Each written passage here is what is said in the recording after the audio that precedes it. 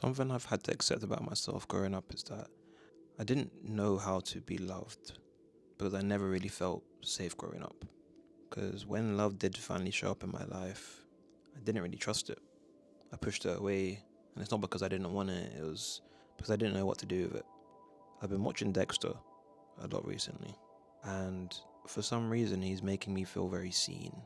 And I think that is quite a scary thought. Not because, I'm a serial killer or nothing like that, but because for a lot of my youth, especially, I felt this numbness, this like lack of ability to feel, this lack of ability to empathize, and life just kind of felt like a performance, really. Like I just felt like I'm just doing what I'm supposed to do to fit in.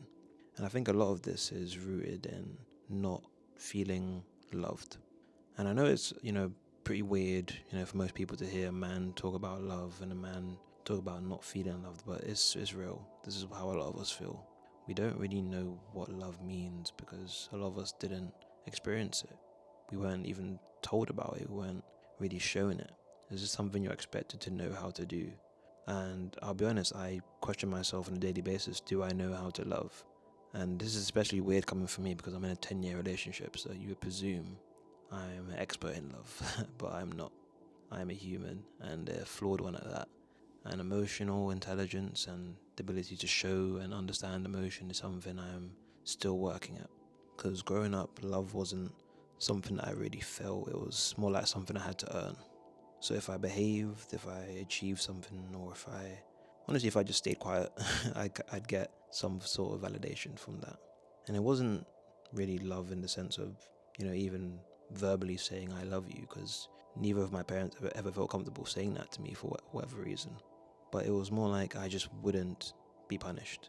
And I guess that's something that I eventually started to understand due to, pattern recognition and whatnot. If I act a certain way, I get treated better than when I don't act a certain way, even if that way of acting is against my nature. Because when I didn't act this way, when I didn't do what I was told, when I didn't, behave myself, I got the silent treatment. I was silenced. I was left to kind of piece the puzzles of my life together by myself in my head. And as a kid, doing that is a very weird experience because you don't really know what you're doing and you don't understand the world enough to make sense of it. So that's how I just learned to perform, to work for love, to treat it like a job, just to try and make sure people were happy with me, even if I wasn't happy with myself. So when someone did actually come along and loved me, and I think this is something I'm currently wrestling with in my relationship, because early on in my relationship with my fiance now, there was times where I didn't know how to love her. I didn't know how to express myself. I didn't know how to feel. And honestly, for a long time, I was surprised that she kind of stayed with me because I didn't really know what I brought to the relationship other than just myself. And I never thought myself was good enough to be loved anyway. And I'll be honest, just like being loved for who you were was always made me uncomfortable. I've always felt a bit fidgety when I'm around people who love me. I've always felt a bit suffocated by their love. And I think that's something that still confuses me to this day because it's clearly something that I want, it's clearly something that I desire, but when I get it, I run from it. It frightens me, it scares me. But it's also made me realize that it's not really a problem that I can face alone because I've, got conditioned to chasing love, chasing validation, when really I was just kind of chasing chaos because chaos is what I was accustomed to. Chaos felt like home. And what's really helped me heal this is learning that, love isn't meant to hurt, it's meant to feel safe. And safety takes time. It takes time to trust. It takes time to let your guard down and be loved and allow people to love you. I think especially as men, we struggle with this, to allow people in, to be vulnerable, to allow people to see our soft side because we've been conditioned to believe that if people see us for who we truly are and they reject us, that must mean that we're not good enough, and that must mean that, no one can love us if they can't love us for who we really are. But when you've never been loved safely in like a way that allows you to, not have to perform for it, it feels foreign. But that uncertainty is exactly where the real love is.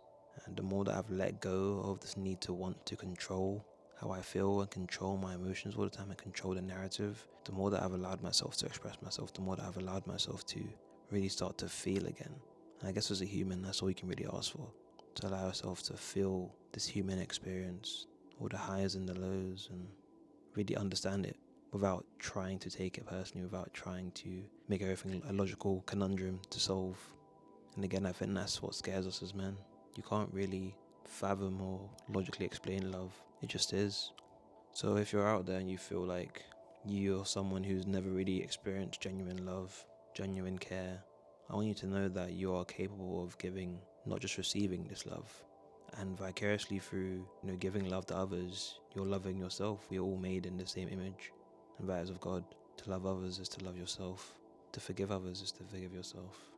Because even if you've never felt that real love that you're looking for, just know that you are worthy of it. It is not something that is too big or too good or too grand for you. You deserve love.